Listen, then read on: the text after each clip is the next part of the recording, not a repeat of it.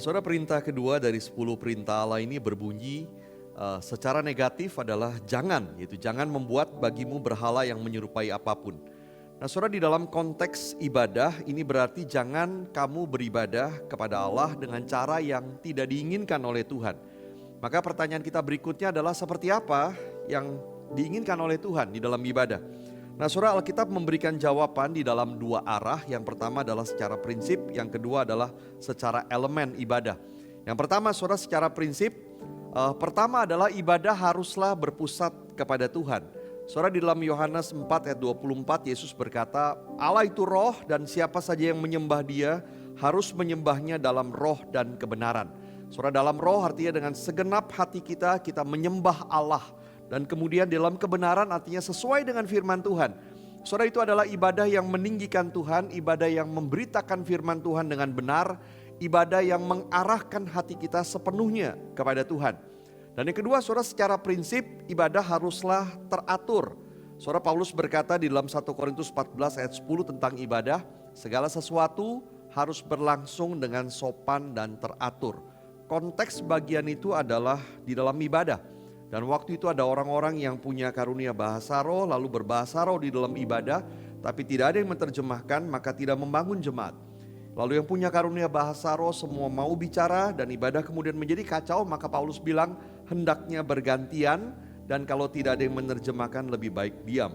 Lalu ada yang punya karunia bernubuat juga mau bicara, Paulus bilang 2-3 orang saja bergantian.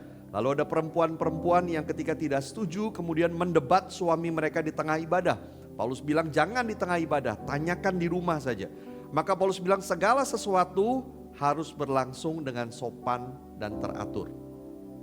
Nah, saudara, itu adalah secara prinsip. Yang kedua, saudara, secara elemen, saudara, kita tidak bisa mengatakan saya menyembah Allah, tetapi di dalam ibadah kita menggunakan elemen-elemen yang Allah tidak inginkan. Misalnya, saudara, dari mulai yang super aneh, kalau kita lihat pernah ada yang pakai ular di dalam ibadah, ada yang melukai diri mereka, ada yang memuja barang-barang tertentu karena peninggalan orang-orang tertentu.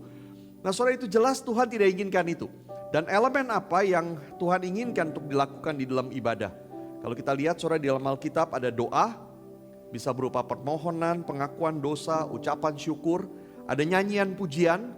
Saudara, sejak jemaat mula-mula berdiri, salah satu yang mereka lakukan ketika berkumpul adalah menyanyikan pujian.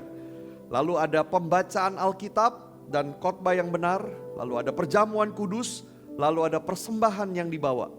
Nah, saudara, ini dua hal yang diajarkan di dalam perintah kedua. Secara prinsip, apakah ibadah kita berpusat kepada Tuhan dan teratur, meninggikan Tuhan. Secara elemen, satu persatu kita perhatikan sesuai dengan yang Tuhan ajarkan. Karena jangan memasukkan hal-hal yang tidak sesuai dengan yang Tuhan ajarkan. Nah, saudara, kalau kita memperluas perintah kedua ini, bukan hanya dalam konteks ibadah tapi juga kehidupan kita, maka kita diingatkan supaya jangan ada apapun di dalam hidup kita yang menjadi sesuatu yang kita pegang erat-erat. Sesuatu yang kita pikir akan membuat hidup kita berarti. Sesuatu yang kita pikir kita tidak bisa hidup tanpa itu. Bisa itu adalah uang, bisa itu adalah kasih sayang dari orang tertentu, bisa itu prestasi dan pengakuan orang, bisa itu kuasa dan kendali kita, bahkan bisa itu adalah pelayanan kita. Apapun yang kita pegang erat, apapun yang kita pikir membuat hidup kita berarti, apapun yang kita pikir kita tidak bisa hidup tanpanya, saudara, itu adalah berhala bagi kita. Dan perintah kedua berkata jangan membuat bagimu berhala yang menyerupai apapun. Saudara, kiranya Tuhan menolong kita.